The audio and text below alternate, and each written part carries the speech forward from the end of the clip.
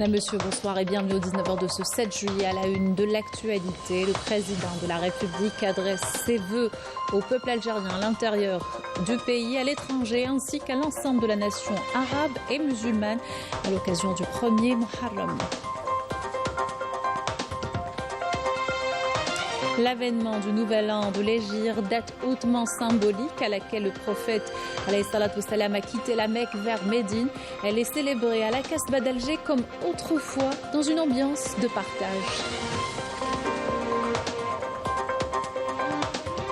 Au plan ce soir sur les célébrations de la fête de l'indépendance à l'étranger, les membres de la communauté algérienne ont rendu hommage ce week-end aux martyrs et moudjahidines de la Révolution.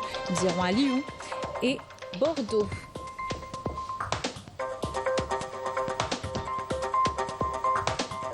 Et retour dans ce journal sur le parcours de l'un des héros de la glorieuse révolution, le moudjahid Mohamed Edir Mouhlous, qui facilitait les déplacements de ses compagnons d'armes. Reportage tout à l'heure. Patrimoine, on vous emmène à la découverte de la mosquée de Sidiran Mamila, la plus ancienne du pays, bâtie en l'an 670. Elle est en voie de restauration, une opération délicate et rigoureuse. Reportage dans cette édition. Bienvenue à tous, heureuse de vous retrouver. Je vous disais un titre, premier jour ce dimanche, l'avènement du nouvel an de l'Hégire 1446, célébré en Algérie, à l'instar des autres pays musulmans, à l'occasion de l'anniversaire du départ de notre prophète de la Mecque vers Médine, annonciateur d'une nouvelle ère rayonnante, porteuse de bénédictions, de sécurité, de foi, de paix et de fraternité pour l'humanité tout entière. Le président de la République, Abdelmadjid Tebboune, adresse ses vœux au peuple algérien à l'intérieur du pays et à l'étranger, ainsi qu'à l'ensemble de la nation arabe et musulmane, priant Allah Tout-Puissant de renouveler cette occasion qui nous est chère en préservant la stabilité, la sécurité et la prospérité dont jouit l'Algérie. Et donc le monde musulman célèbre le premier jour de Muharram ce dimanche, l'avènement du nouvel an de l'Hégire, date à laquelle le prophète, que le salut soit sur lui, a quitté la Mecque vers Médine, une date hautement symbolique sur laquelle va revenir Smaïl Belqaïdia. Al-Hijra, où l'exode du prophète Mohammed, que le saint salut soit sur lui, est une date hautement symbolique pour l'islam et les musulmans. Elle constitue en effet un tournant dans l'histoire de cette religion qui prône les valeurs humaines en matière notamment de solidarité et de tolérance, qui furent les maîtres mots de la vie à Médine. Al-Madine al-Munawwara sera la rampe de lancement de la civilisation musulmane qui s'en ira conquérir le monde à travers ses valeurs. L'accueil des habitants de Médine a été d'un réconfort certain pour le prophète et ses compagnons afin de donner la dimension adéquate aux préceptes de l'islam.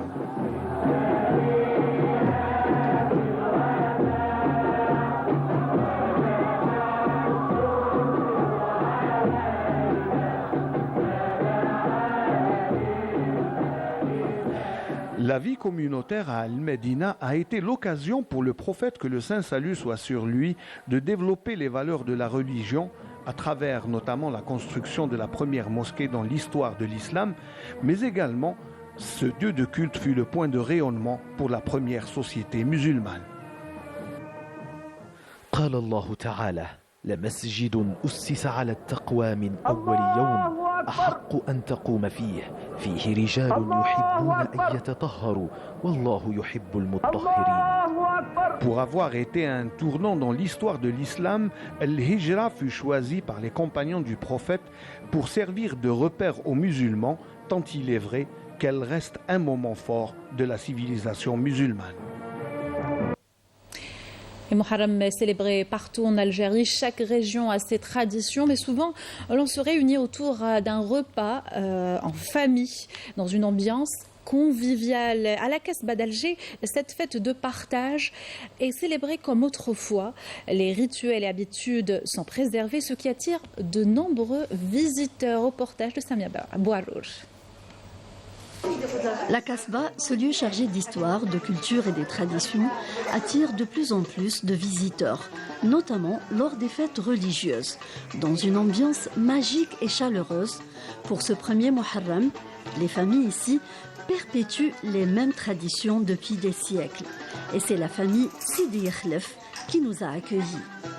Je me souviens que ma mère et ma grand-mère préparaient des plats traditionnels pour le jour de Muharram à base de viande séchée de Eid al-Adha, qu'on appelle le qaddid ou dans d'autres régions le khli'. C'est une viande assez salée et très bonne. Les dar ou douiret à la Kasbah sont décorés d'une manière originale. Du cuivre partout, en passant par Mrayet l'Ahmama, Tabsi Chawet et d'une qa'da au cœur du patio où les visiteurs peuvent déguster des plats traditionnels dans la convivialité. À l'approche des fêtes religieuses, comme Awal Muharram, Ashura, Al-Mawlid, on commence toujours par lustrer nos ustensiles en cuivre, en les frottant bien avec des recettes traditionnelles de nos grands-mères, au citron, sel, de la terre aussi, et on les laisse sécher. On prépare aussi des gâteaux traditionnels comme le maqrout, samsa, autour d'une belle qa'da.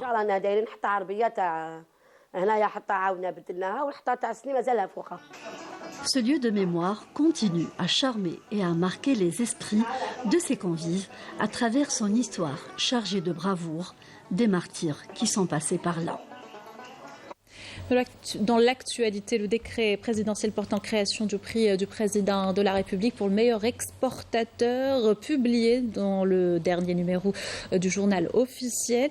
Il honore les opérateurs économiques en reconnaissance de leurs efforts et leur contribution à la diversification des exportateurs hors hydrocarbures. Il honore les lauréats des catégories suivantes: les exportateurs de produits industriels et pharmaceutiques, de produits agricoles, de services et les exportateurs vers le continent africain, ainsi que le plus jeune exportateur et les femmes exportatrices.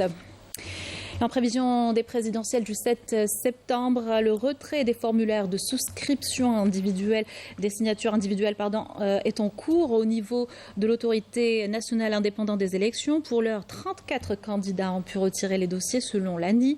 Cette dernière assure que ces points de légalisation à travers le pays restent ouverts 7 jours sur 7, de 8h à 22h, y compris les week-ends et jours fériés.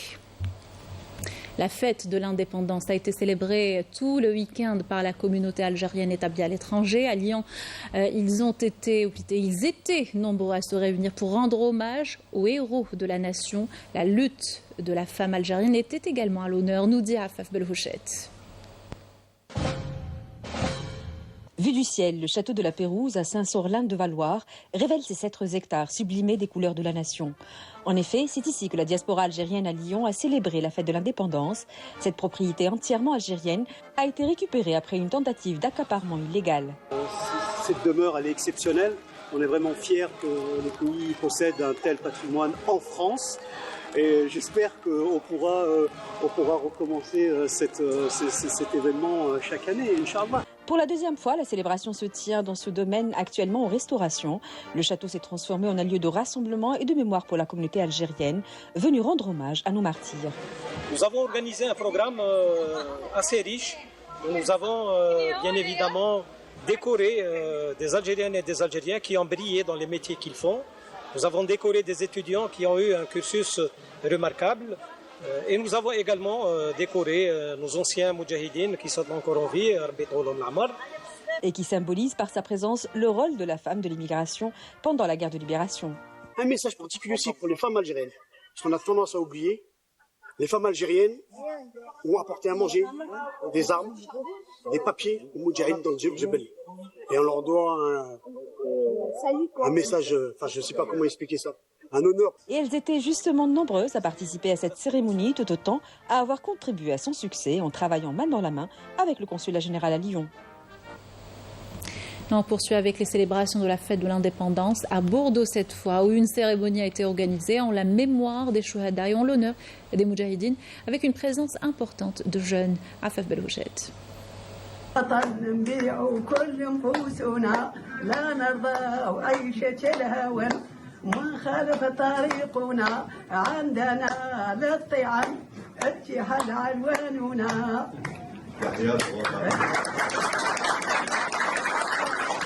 Ittihad Unwanuna, et c'est tous autour de l'emblème national que la communauté algérienne à Bordeaux a marqué ce jour de fête de l'indépendance et de la jeunesse. Une jeunesse fortement présente et merveilleusement représentée par Iman et Ammar. Venus pour des études supérieures, ils décrivent une relation viscérale avec le pays. La relation, c'est une relation fusionnelle, c'est une relation mère-enfant. J'ai toujours été élevée à l'amour de la patrie. عشنا فيها وزنا فيها وهي نفسه راح يكون نسلمها للجزائر. Iman est en master en innovation santé, tandis que Ammar est futur doctorant en automatique. Il clame que leur avenir ne pourrait être qu'en Algérie. Je compte acquérir le savoir-faire nécessaire pour pouvoir investir dans mon pays et participer à l'émancipation et au développement de notre patrie. أنا سبيسياليتي أوتوماتيك غادي ندخل إن شاء الله معلومات جديدة وتكنولوجيا جديدة لبلادنا إن شاء الله. واش البيت تاعي ان شاء الله نكري ما بروبر اونتربريز ان شاء الله. Devant un public nombreux paré de ses plus beaux atouts, c'est à Iman et Ammar qu'a été confiée la charge de lire le message du président de la République à l'intention de notre communauté à l'étranger. Iman résume leur émotion. Une grande fierté pour moi, surtout que la symbolique était forte. Un sentiment partagé par l'ensemble des étudiants nombreux invités à cette fête. نشكر السيد رئيس الجمهورية الجزائرية سيد عبد المجيد تبون والسفير الجزائر وقنصلية بوردو على ليفينمون اللي حضروه لنا في 5 جويي كونسيرنون 5 جويي لا دات ديبوندونس دو لاجيري كما داروا في رمضان كيما شاك ايفينمون اللي يقدروا يلمونا فيه ان طونك اتيديون الجيريان كي سام بوردو.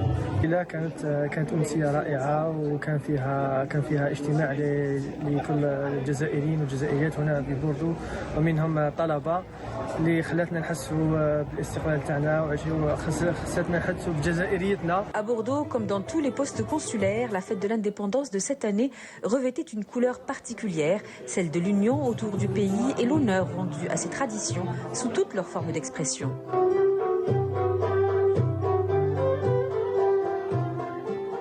Le consulat algérien de Créteil n'a pas manqué de marquer cette date importante. La fête de l'indépendance et de la jeunesse a été célébrée en musique dans une ambiance chaleureuse, mais aussi empreinte de gratitude envers les martyrs et moudjahidines de la Révolution nationale. Une correspondance de Afaf Beloujet. Les abords du consulat d'Algérie à Créteil étaient singulièrement animés hier soir et des airs de fête régnaient sur les lieux. À l'intérieur, la musique algérienne berce les présents venus en famille ou entre amis, mais tous attendaient le moment solennel à minuit.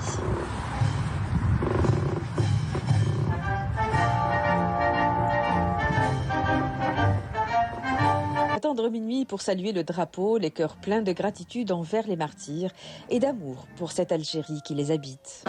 Bien sûr, c'est important pour nous parce qu'on célèbre l'indépendance et on est fiers et on est toujours là. Moi, c'est très simple, on a eu 1 500 000 morts, on ne peut pas les oublier. Je suis là avec ma femme et mes enfants et nous l'aimons ce pays, quoi qu'il arrive. Je sais qu'il y a des gens qui veulent nous séparer, qui veulent créer des divisions, mais on restera unis.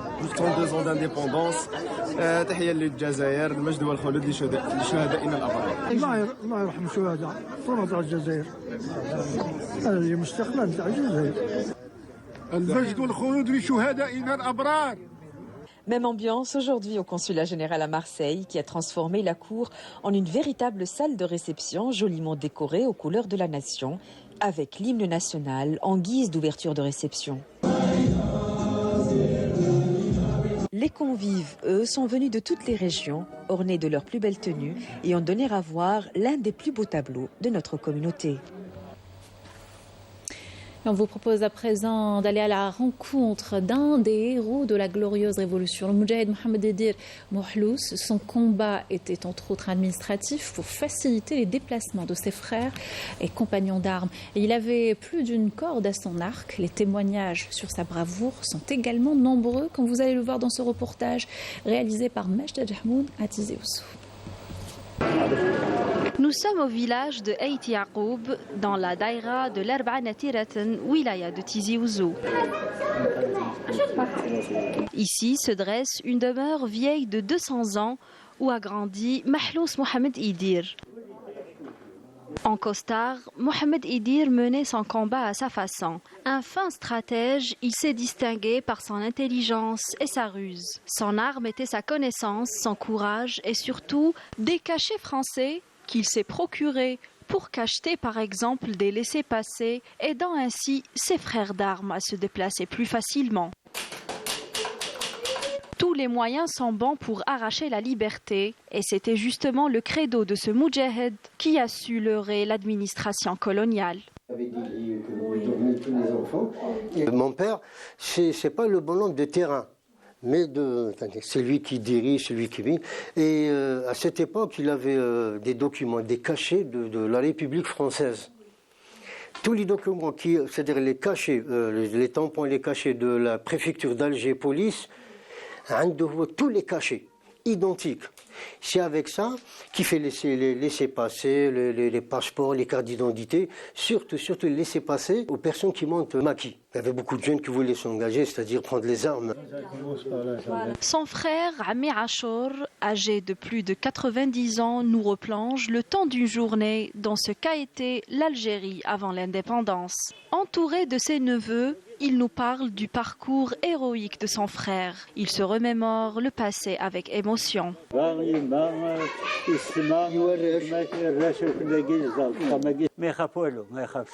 Mon frère n'avait peur de rien. Il était très courageux. L'armée française ne l'effrayait pas. Il me demandait de le suivre et d'apprendre pour servir mon pays moi aussi. Il était rusé avec les Français. Il se débrouillait pour avoir des cartes grises, des cartes d'identité vierges de la préfecture. Parce qu'à l'époque, il fallait une carte d'identité pour monter dans le bus. Il donnait des laissez-passer. Il faisait son possible pour aider les Algériens par tous les moyens. Côtoyant plusieurs héros de la révolution algérienne comme Krim Belkacem, Mahlous Mohamed Edir, né le 28 février 1919, a fait ses études en droit. Il avait même enseigné à l'université d'Alger en 1948. Après l'indépendance, il s'est installé dans la commune d'El Harrach. Discret était son combat, discret était son départ. Il ne voulait pas être connu. Il a connu des personnalités comme Krim Belkacem, comme les Médérès, Tikniwin, les Koulifa, les Ayeshi. Il a donné sa vie à l'Algérie. Quand il parle de mon père, j'ai des larmes aux yeux. Pas étonnant d'avoir les larmes aux yeux lorsque les Moudjahidines témoignent de la bravoure de cet homme. Le grand Edir, il était très estimé par les colons parce qu'il connaissait ses compétences et ses capacités. On lui a proposé même de faire préfet. Et c'est digne de sa part d'avoir refusé. Quand il croisait un Français sur son chemin, ce dernier était sur ses gardes et se retournait 6 ou 7 fois de peur. C'était une véritable terreur pour l'armée française. Je me rappelle qu'il m'emmenait avec lui parfois. Un petit garçon à la main lui faisait éviter de se faire interroger. Une fois dans une mairie, les Français avaient commencé à fouiller. Mon père avait rapidement mis ses cachets dans mes poches et m'avait demandé de ne rien dire. C'était un énorme risque, mais il était très courageux. Je suis le petit-fils de Mahlous Edir. Je n'ai pas eu l'honneur de le rencontrer parce que je suis né 10 ans après son décès.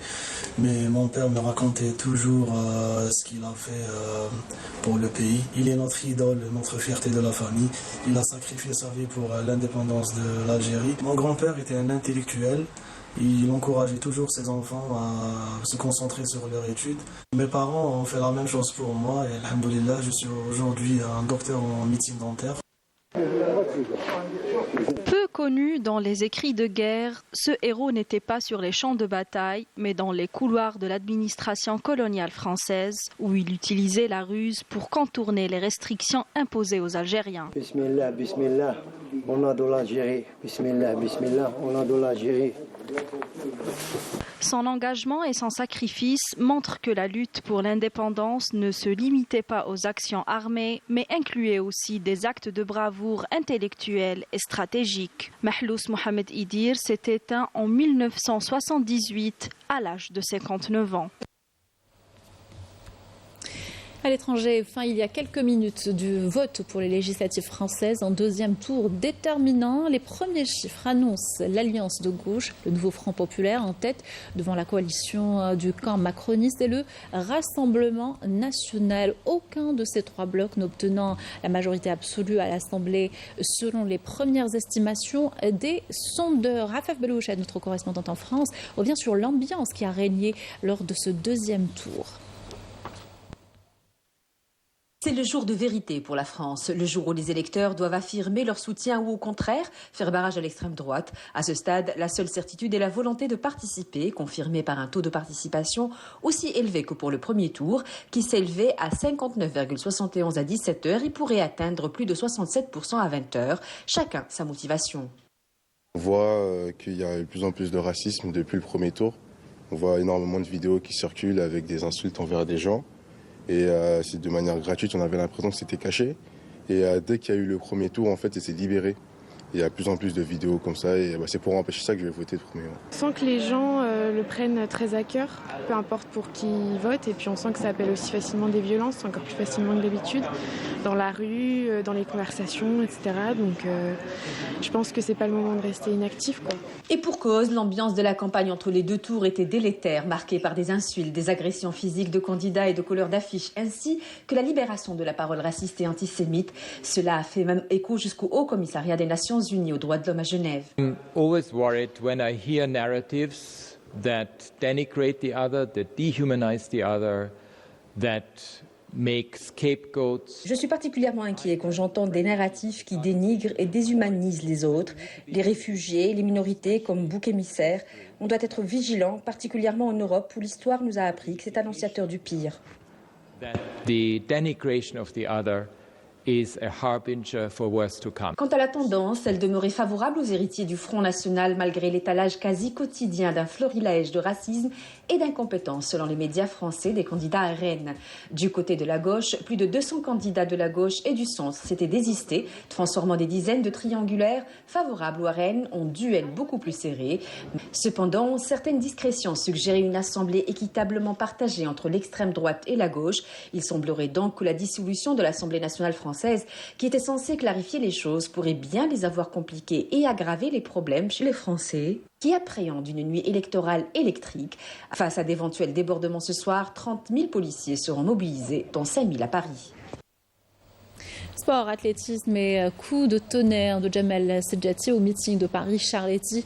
Sedjati réalise la meilleure performance mondiale de l'année aux 800 mètres avec le chrono d'1 minute 41 secondes et 56 centièmes. C'est également la troisième de tous les temps, ce qui le qualifie au JO de Paris prévu dans un mois. Le 800 mètres masculin est la prochaine épreuve sur la piste présentée.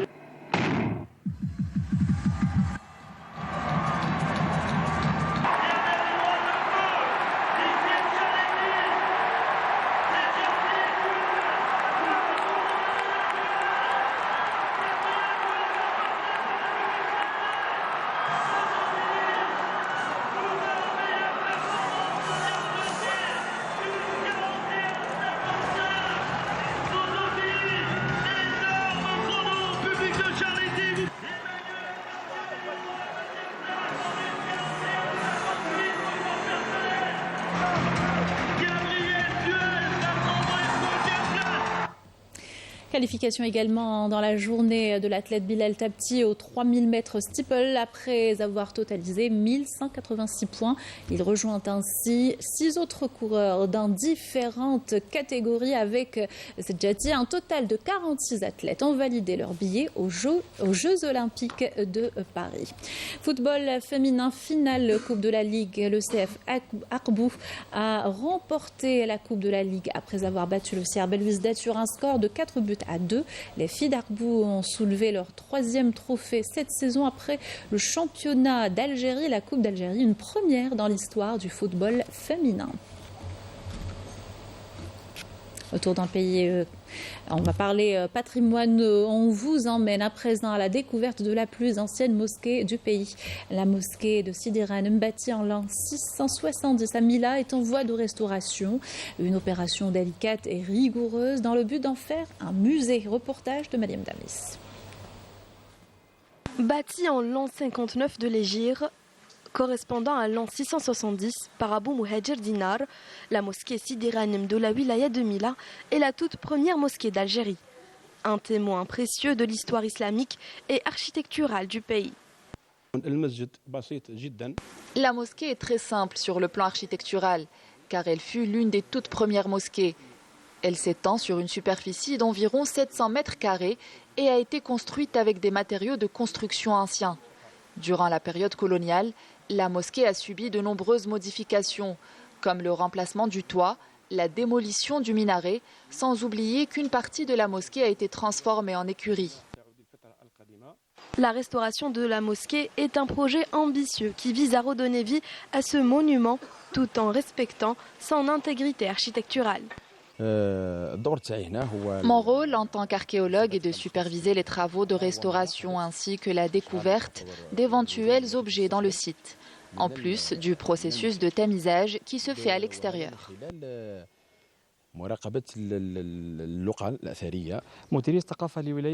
La direction de la culture et des arts de la wilaya de Mila supervise de près l'avancement des travaux de restauration et jusqu'à présent, le projet progresse sans difficulté. La mosquée sera transformée en un musée public avec sa structure préservée par des renforcements et des planchers transparents, offrant ainsi aux visiteurs une immersion dans les aspects architecturaux authentiques de ce monument. Et on termine avec les célébrations de la fête de l'indépendance et de la jeunesse. Et pour cela, on retourne au quartier mythique de la Casbah d'Alger. Et les membres de l'association Beni Mazrana ont voulu partager ce moment historique avec les habitants de la Médina. Journée sous le thème « Le Chaabi chante l'indépendance ». Reportage de Hicham Daouf.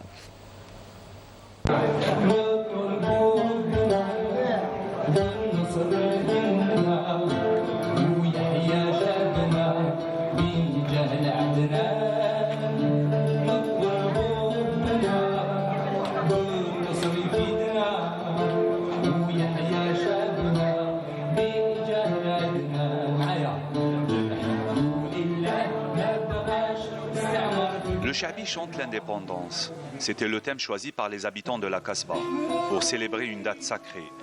Il s'agit de la fête de l'indépendance, le 5 juillet 1962. Comme on est une association qui sauvegarde le patrimoine matériel et immatériel, donc c'est un devoir pour nous pour sauvegarder ce patrimoine et surtout la mémoire. Surtout. Habitants de la Casbah, jeunes, femmes, anciens moudjahids, tout le monde était là pour partager ce moment de fête et de joie. Chaque partie de cette Casbah, petits, grands, vieux, ont participé avec leur cœur, avec la religion, avec leur Le choix du lieu pour célébrer la fête de l'indépendance n'était pas fortuit.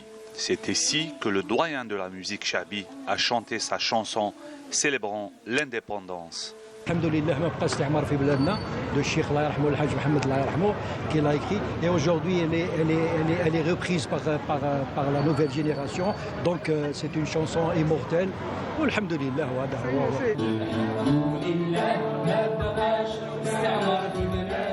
5 juillet 1962, 5 juillet 2024. Célébrer notre indépendance, c'est honorer le courage et le sacrifice de nos héros. Une pensée pour tous nos martyrs. يا الجزائر يا الحبيبة الاستقلال راهي قريبة ما ينفع غير المدفع والرشاشة كي تنعلى الفراسة المخيبة عون يا رب وبعد الرحمن في القلوب يتربى ولادنا المسلم معلوم Voilà qui termine notre journal. Merci de l'avoir suivi. Excellente soirée sur Canal Algérie.